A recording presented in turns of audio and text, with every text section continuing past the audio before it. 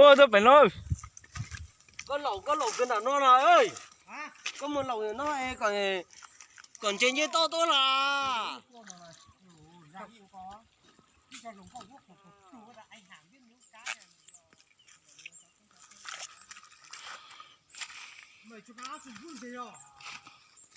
Nặng đây rồi nè.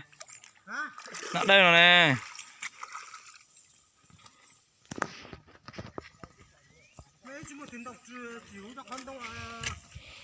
Có cái lẩu. Có cái lẩu.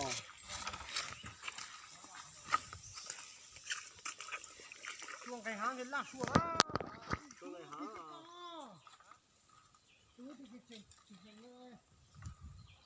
Cái đó không phải đó từ. Phải tiền nè. Thì nó chỉ bỏ ấy.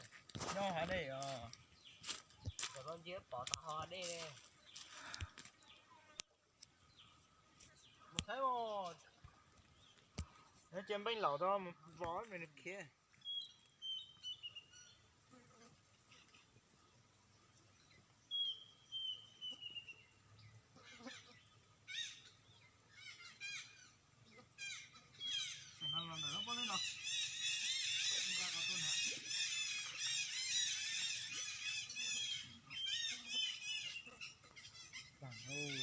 Tham mua.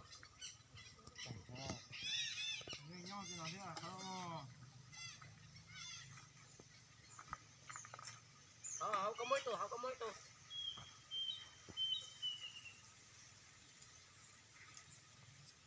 Tụi nó đâu rồi này. Cái mè.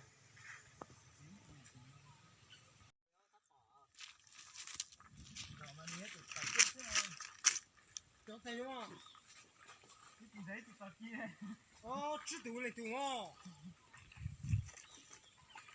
Thế mà nó tụi nó này đó.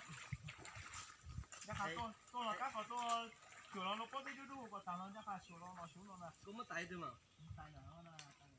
Đó tôi này. Hả? Nha, chứ là lẩu này nói nha. Lẩu nó không đến đĩa nó nữa phải có yên lẩu á. Mình tu ấy, chỉ có tu. Nó thì to mà, mình chỉ mua nó là nó ít đấy chứ. À mày, chú cháu thấy chín chè, bây giờ tôi mày, chú cháu thấy ra. Tụi nó vậy,